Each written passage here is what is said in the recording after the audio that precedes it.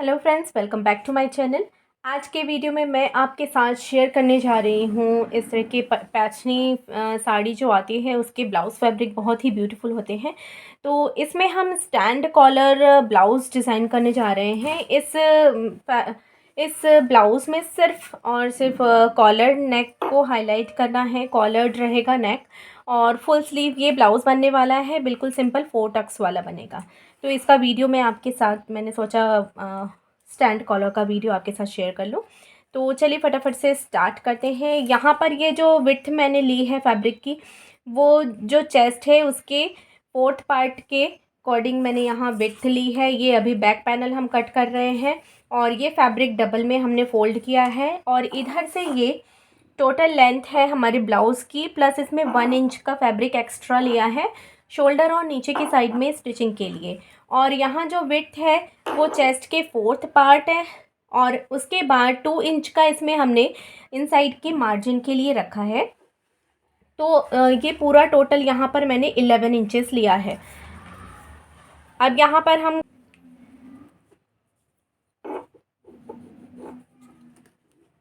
और back side में सिर्फ ओनली 1 इंचेस पर हम नेक की गोलाई लेते हैं। तो इस तरह से 1 इंच पर हम नेक की गोलाई ले लेंगे।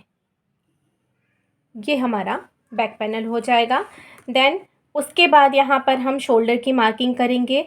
शोल्डर यहाँ पे मैं आपको बता दूँ, जब भी स्टैंड कॉलर बनाते हैं तो आप नॉर्मल ब्लाउज़ के अकॉर्डिंग यहाँ पर शोल्डर थोड़ा सा ज़्यादा रखना होता है। तो यहाँ पर नॉर्मल जो ब्लाउज़ हम स्टिच करते हैं उसमें 3 इंचेस की मार्किंग करते हैं। तो 2 से 2.5 के बीच में हमारा शोल्डर जो है वो स्टिच रेडी होता है।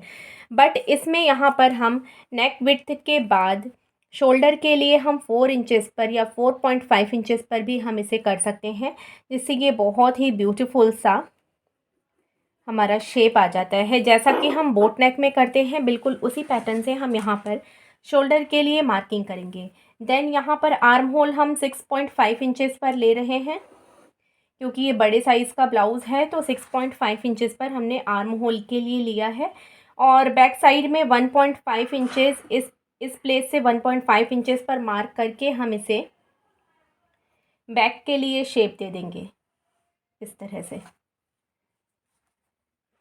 ये जो है हमारी चेस्ट के अकॉर्डिंग है विड्थ और यहाँ पर अभी हम टक्स डाल देंगे बैक पैनल में। तो ये हमारा वेस्ट भी इसके अकॉर्डिंग सेट हो जाएगा। बाकी इसमें अभी कोई दूसरी मार्किंग नहीं करेंगे हम। मैं आपको एक बार फिर से बता दूं, ये जो विड्थ हमने ली है यहाँ से यहाँ तक की, वो चेस्ट के 4th पार्ट प्लस उसमें 2 इंच मार्जिन के लिए हमने रखा है, वो ली है। और देन यहाँ पर 3 इंचेस का विड्थ लिया है नेक के लिए और 1 इंचेस इसकी लेंथ ली है और इसे राउंड अप किया है। यहाँ पर शोल्डर हमने 4 इंचेस का लिया है और उसके बाद में यहाँ से 6.5 इंचेस पर हमने एक मार्क लगाया है और 1.5 इंचेस पर हम इसे बैक पैनल के लिए गोलाई देंगे। तो अब हम इसे कट कर लेते हैं। ये हमारा बैक पैनल होगा। यहाँ पर शोल्डर हमने डाउन नहीं किया है, क्योंकि वो स्टिचिंग करते समय हम इसे डाउन कर लेंगे। अगर आपको कट करना हो तो यहाँ से आप बिल्कुल माइनर सा ½ इंच से भी कम शोल्डर इस तरह से आप डाउन कर सकते हैं।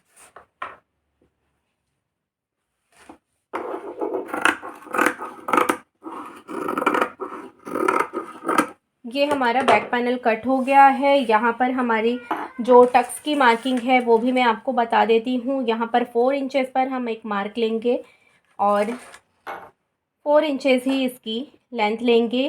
बैक पैनल में और दूसरा कोई शेप, दूसरी कोई डिज़ाइन नहीं है, तो 5 इंचेस तक भी आप बैक पैनल का ये टक्स ले सकते हैं। और ½ इंच इसी सेंटर लाइन के ½ इंच दोनों साइड में हम इसे इस तरह का टक्स डालेंगे। तो टोटल 1 इंच का ये टक्स हमारा यहाँ पर बन जाएगा बैक पैनल का। अब चलिए हम आपको फ्रंट पैनल की मार्किंग बताते हैं। फ्रंट पैनल की मार्किंग के लिए हम यहाँ से बैक पैनल को सबसे पहले ले लेंगे और नेक विड्थ जो हमारी है और हमारा जो शोल्डर है उसकी मार्किंग हम ले लेंगे, ताकि फ्रंट और बैक की जो मार्किंग है वो एग्जैक्ट हो। आर्म होल की जो गोलाई की मार्किंग है हम उसे भी मेज़र कर लेंगे। ये हमारी नेक विड्थ है और ये हमारा शोल्डर, देन ये आर्म होल। आर्म होल में यहाँ पर मैं आपको बता दूँ,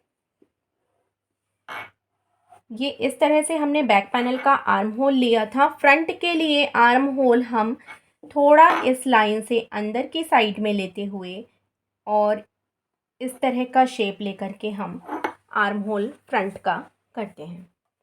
इस तरह से ये फ्रंट का आर्म होल हो जाएगा। यहाँ पर नेक विड्थ 3 इंच ली थी और फ्रंट में हम नेक की जो लेंथ है उसे भी हम 3 इंचेस पर ही लेंगे। इस तरह से फ्रंट पैनल में नेक की लेंथ भी हम 3 इंचेस पर ही लेंगे और इसे राउंड शेप लेते हुए हम कट कर देंगे। इस तरह से हम कट करेंगे। अगर आप चाहते हैं तो यहाँ पर शोल्डर को हल्का सा डाउन कर सकते हैं। और इसमें फ्रंट पैनल के लिए मैं बता दूँ, बैक पैनल से मैंने यहाँ पर 2 इंचेस फ्रंट पैनल को एक्स्ट्रा लिया है, जिसे हम फ्रंट में जब 4 टक्स डालेंगे तो पूरा वो हमारा कवर अप हो जाएगा। अब हम इसे कट कर लेते हैं।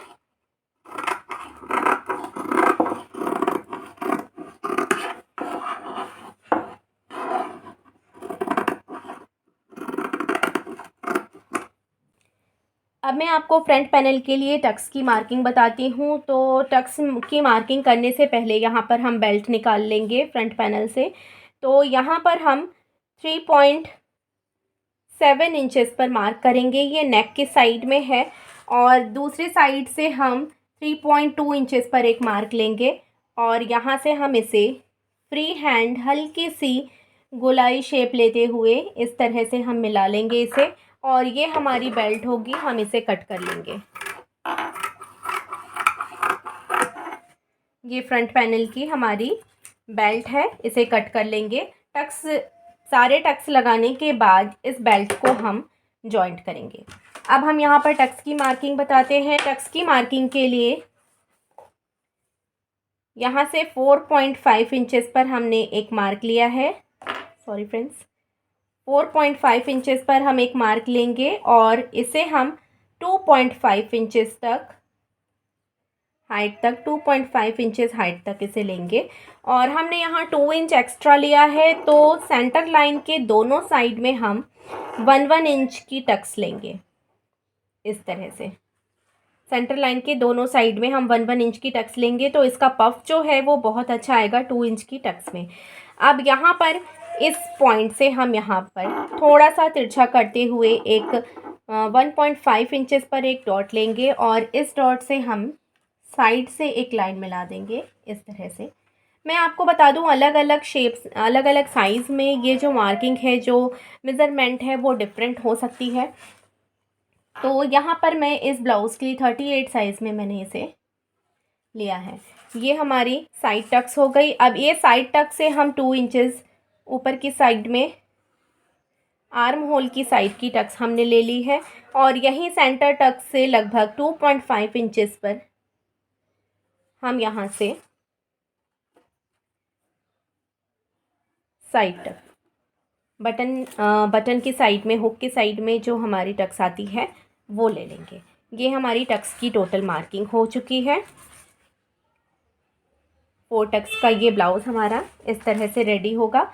अब हम इस टक्स को दूसरे साइड भी हमें इसे मार्क लेना है, तो इसे थोड़ा सा हम डार्क कर लेंगे इस तरह से और सेंटर से ही हम इसे बिल्कुल टर्न करके पूरा इसे पलट देंगे इस तरह से और इस पे हम टैप करेंगे तो हमारी दूसरे साइड में हल्की हल्की सी मार्किंग आ जाती है। इसे भी हम डार्क कर लेंगे तो दोनों साइड में हमारे टक्स की मेज़रमेंट बिल्कुल सेम आएगी। अब हम इसे सेंटर से कट कर देंगे। यहाँ पर ये पूरा फ्रंट हुक ही होने वाला है।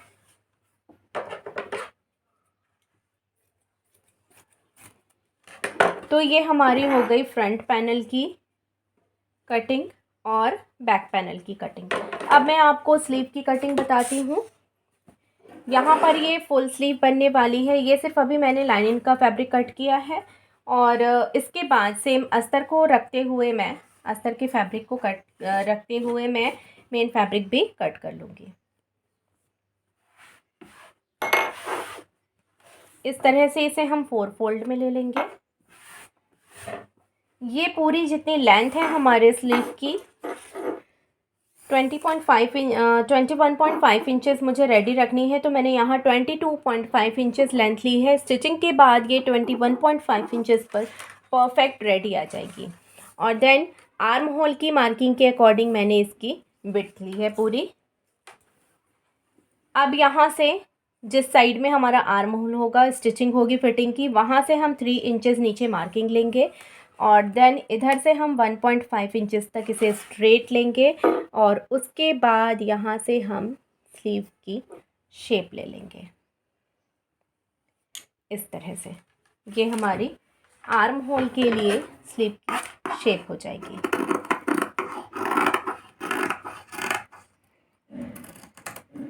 आप चाहें तो यहाँ पर आर्म होल कर्व का भी यूज़ करके शेप ले सकते हैं। सेंटर में मैंने यहाँ पर कट लगा दिया है। इसी कट को हम शोल्डर से मैच करते हुए, शोल्डर की स्टिचिंग से मैच करते हुए दोनों साइड में स्लीव्स को बराबर स्टिचिंग कर सकते हैं। यहाँ पर फ्रंट पैनल के लिए मैं शेप लूँगी। फ्रंट पैनल के शेप के लिए हम यहाँ से हल्का सा इस तरह से करते हुए ये शेप ले लेंगे और सिर्फ ये नीचे के 2 पार्ट्स छोड़कर ऊपर के जो 2 पार्ट्स हैं सिर्फ उसी पार्ट्स में हम ये शेप देंगे इस तरह से। देखिए ये हमारी स्लीव की मार्किंग हो गई है।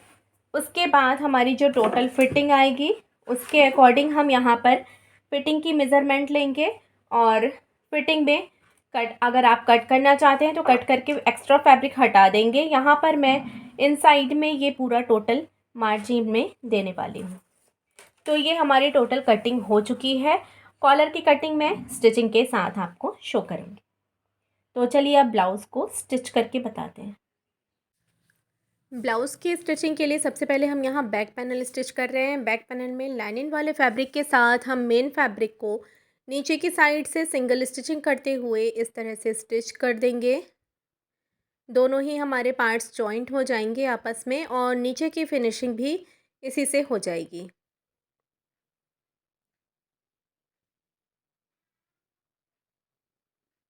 ये देखिए इस तरह से हमने इसे स्टिच कर लिया है। अब दोनों पार्ट्स को अपोजिट डायरेक्शन में रखते हुए लाइनिंग वाले फैब्रिक की साइड में स्टिच्ड फैब्रिक को टर्न करते हुए हम एक स्टिचिंग ले लेंगे, जिससे ये बहुत ही अच्छे से सेट हो जाता है और हमें यहाँ पर जेंटली आयरन करने की भी ज़रूरत नहीं पड़ती है। अब यहाँ पर हम बैक पैनल के टक्स लगा देंगे। फैब्रिक को पूरा इक्वल करके बैक पैनल के दोनों टक्स हम यहाँ पर लगा देंगे।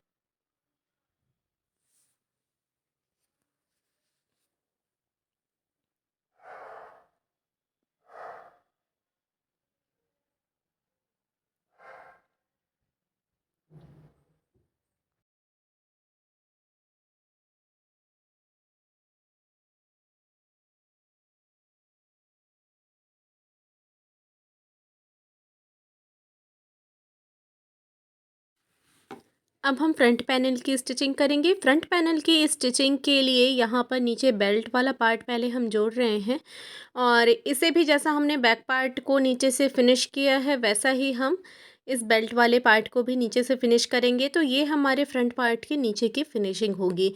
इस तरह से स्टिच करते हुए हम यहाँ पर इसे यूँ स्टिच करेंगे। इसी तरह से हम दोनों ही बेल्ट पार्ट्स को स्टिच कर लेंगे।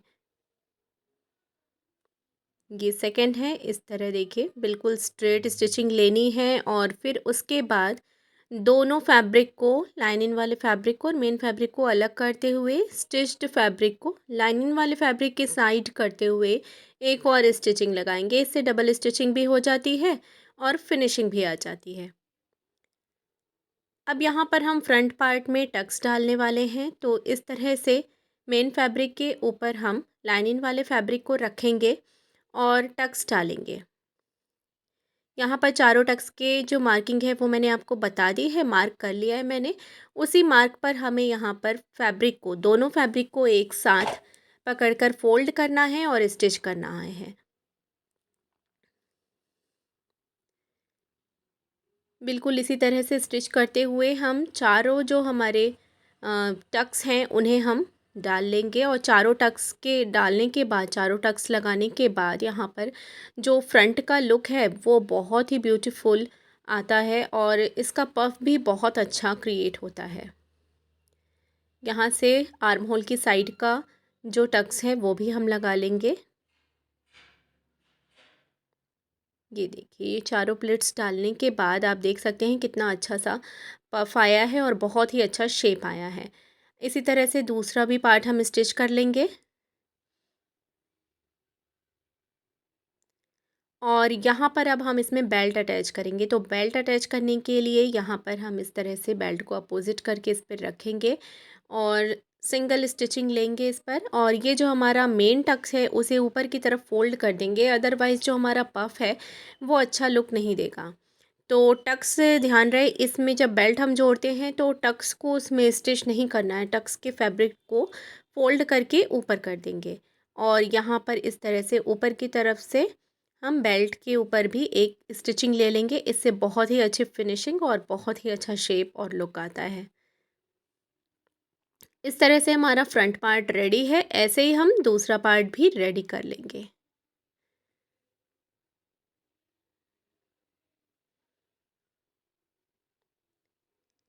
अब हम यहाँ पर बटन पट्टी लगाने जा रहे हैं, तो आई हुक की पट्टी यहाँ लगेगी। तो ये बढ़ी हुई पट्टी है जिसमें हम आई बनाते हैं। बढ़ी हुई पट्टी हम यहाँ पर लगभग 3 इंच की चौड़ी लेते हैं, और जितनी हमारी आई हुक की लेंथ होगी हुक लगाने की, उतनी लेंथ के अकॉर्डिंग हम यहाँ पर स्ट्रिप कट कर लेते हैं। और लाइनिंग वाले फैब्रिक के साथ आप इसे लगाएंगे तो बहुत ही अच्छा इसमें भी लुक आता है। सिर्फ मेन फैब्रिक या सिर्फ लाइनिंग का फैब्रिक ना यूज़ करें, अगर फैब्रिक सफिशिएंट है तो दोनों फैब्रिक को आप एक साथ इसमें स्टिच करें। इस तरह से यहाँ पर हमारी आई की पट्टी बनती है, जो कि हम थोड़ी बढ़ा कर लगाते हैं। 3 इंच की काटते हैं, और 1.5 इंच की फोल्ड होने के बाद लगभग 1 इंच का जो फैब्रिक है वो बाहर की तरफ इस तरह से निकला हुआ होता है। ये देखिए। और अब हम लगाने जा रहे हैं हुक वाली स्ट्रिप। हुक वाली स्ट्रिप हमारी लगभग 1.5 इंच की या 1 इंच की भी आप कट कर सकते हैं, क्योंकि ये पूरी तरह से अंदर की तरफ फोल्ड हो जाती है। और इसमें अगर आप लाइनिंग ना भी चाहें तो ना भी लगाएं, क्योंकि ये अंदर फोल्ड हो जाती है और पूरी तरह से परफेक्ट फिट आती है। ये देखिए, इस तरह से हम यहाँ पर हुक की स्ट्रिप लगाएंगे।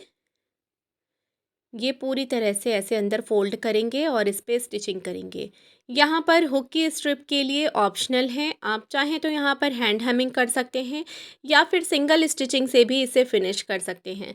मैं यहाँ पर हुक की स्ट्रिप पर 4 स्टिचिंग करूँगी, क्योंकि नॉर्मली मैं हमेशा हुक की जो स्ट्रिप होती है उस पर 4 स्टिचिंग करती हूँ, थोड़ी थोड़ी गैप पर। वन जो हमारा प्रेशर फुट होता है उसके वन की गैप पर, 1 फुट की गैप पर मैं यहाँ पर 4 स्टिचिंग करती हूँ।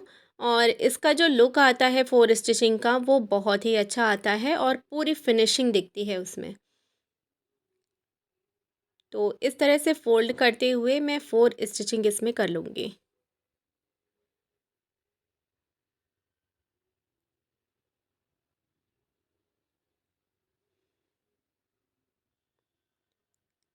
ये देखिए, मैंने 4 स्टिचिंग कर ली है और बहुत ही अच्छी इसकी फिनिशिंग आ गई है। ये इस तरह से हमारा फ्रंट पैनल भी रेडी हो गया है।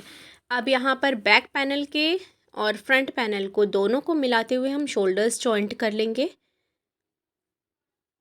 इस तरह से पूरा इक्वली मिलाएंगे और शोल्डर्स को जॉइंट कर लेंगे।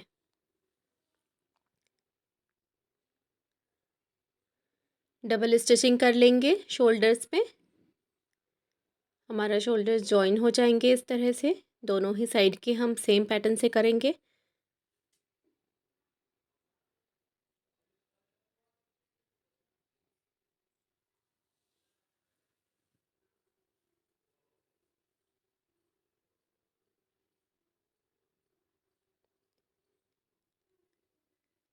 नेक्स्ट अब यहाँ पर हम स्लीव्स जॉइंट करेंगे। स्लीव्स को जॉइन करने से पहले स्लीव्स में भी नीचे की साइड में हम लाइनिंग को अटैच करते हुए नीचे की फिनिशिंग कर लेंगे। जैसे हमने बैक पैनल में और फ्रंट पैनल के बेल्ट पार्ट में किया था, बिल्कुल उसी तरह से यहाँ पर स्लीव्स में भी हम नीचे की साइड से जहाँ पर हमारी जहाँ पर हमारी रिस्ट की फिटिंग होती है वहाँ पर हम इसे स्टिच करेंगे और आर्म होल की साइड से हम इसे हमारे ब्लाउज़ में अटैच करेंगे। ये हमारी हो गई। यहाँ पर आप चाहें तो लेस भी अटैच कर सकते हैं, जो प्लेन पार्ट है, या बॉर्डर में आप चाहें तो लेस भी लगा सकते हैं। यहाँ पर हमारे कस्टमर को ये प्लेन पार्ट चाहिए था तो हमने वैसा ही रखा है। अब यहाँ पर हम कॉलर कट करने जा रहे हैं। कॉलर कट करने के लिए फ्रंट का जो हमारी आई हुक की पट्टी है वहाँ से पूरा मेज़रमेंट लेते हुए हम दूसरी साइड के हुक की पट्टी तक की मेज़रमेंट ले लेंगे। टोटल यहाँ पर 16 इंचेस की मेज़रमेंट आई है, तो यहाँ पर ये कैनवास मैंने लिया हुआ है और डबल कैनवास लिया है। और इसके बाद यहाँ पर हम टोटल, यहाँ पर मैंने 16 इंचेस हमारी टोटल लेंथ आई, तो मैं यहाँ 17 इंचेस का कैनवास लिया है और उसे इस तरह से फ़ोल्ड करके 1 इंच इस साइड से मैं मार्क करूँगी और 1 इंच मैं फिर इसके अपोजिट साइड में मार्क करूँगी।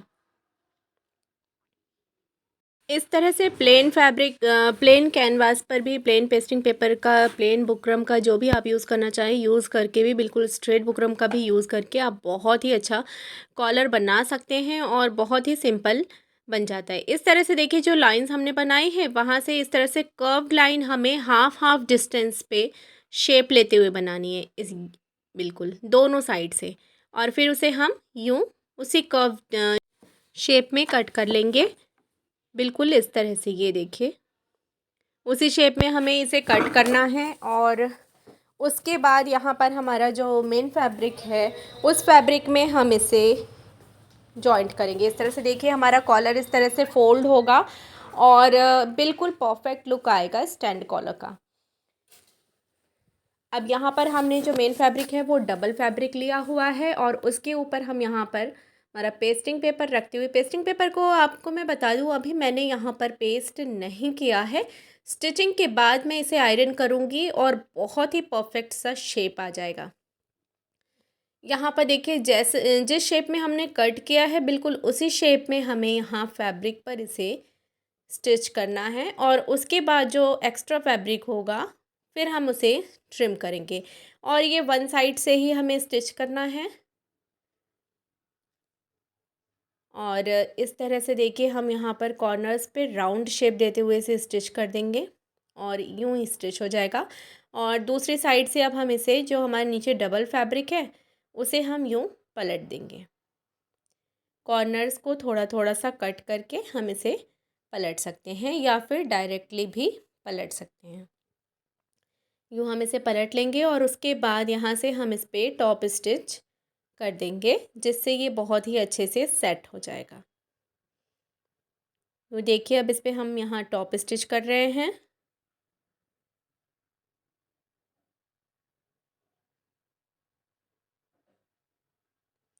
इस तरह से हमारा स्टैंड कॉलर जो बनाने की ट्रिक है वो बहुत ही सिंपली और बहुत ही परफेक्ट ट्रिक होती है स्टैंड कॉलर बनाने की, और बहुत ही अच्छे से ये हमारा स्टैंड कॉलर बिल्कुल परफेक्ट शेप में आ जाता है। अगर आपको कॉलर की मेज़रमेंट करने में प्रॉब्लम आती है या फिर आपको समझ में नहीं आती है तो इस ट्रिक के थ्रू आप कॉलर मेज़रमेंट करेंगे, कॉलर कट करेंगे तो बहुत ही अच्छे शेप में नेक पर बिल्कुल फिटेड आएगा। ये देखिए कितना अच्छा शेप आ रहा है कॉलर का। अब हम इसे हमारे ब्लाउज़ फैब्रिक में स्टिच करना है, तो यहाँ से पहले हम इसमें सेंटर पे कट लगा देंगे, कॉलर पे भी, और बैक नेक के सेंटर पे भी कट लगा देंगे और इसे हम सेंटर से जॉइंट करना स्टार्ट करेंगे। बैक के सेंटर से और कॉलर के सेंटर से दोनों को मिलाते हुए हम हाफ हाफ दोनों साइड में स्टिच करेंगे। हाफ कॉलर इस साइड में और देन हाफ कॉलर उस साइड में स्टिच करेंगे।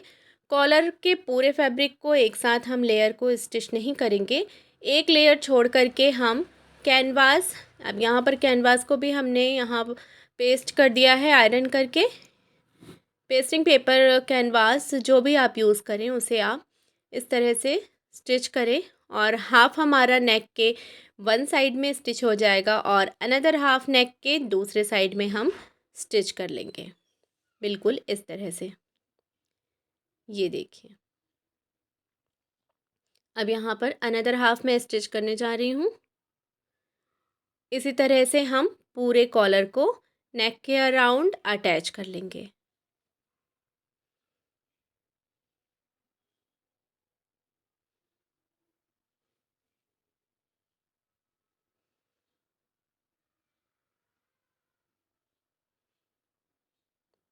अब यहाँ पर जो लेयर हमने छोड़ी थी कॉलर की, उस लेयर को इस तरह से फोल्ड करते हुए और हमारा जो अनदर लेयर जो हमने स्टिच की थी ऑलरेडी, उसके ऊपर फोल्ड करके रखेंगे और फिनिशिंग के लिए स्टिचिंग कर लेंगे। इस तरह से ये हमारी फिनिशिंग की स्टिचिंग हो जाएगी।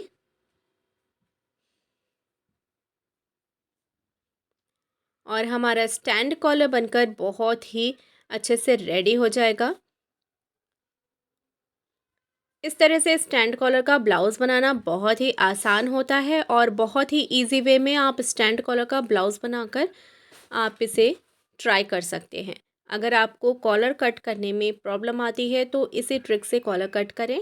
स्टैंड कॉलर का ब्लाउज़ बहुत ही परफेक्टली बनकर रेडी हो जाएगा।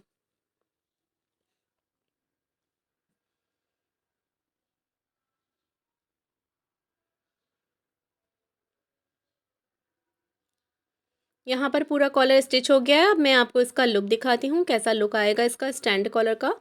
यहाँ पफ भी हमारा बहुत ही अच्छा बना है और जो स्टैंड कॉलर है आप देख सकते हैं बिल्कुल परफेक्ट लुक आ रहा है स्टैंड कॉलर का। इस तरह से देखिए ब्लाउज़ बनकर बहुत ही ब्यूटीफुल लगेगा। अब यहाँ पर मैं स्लीव्स अटैच करूँगी।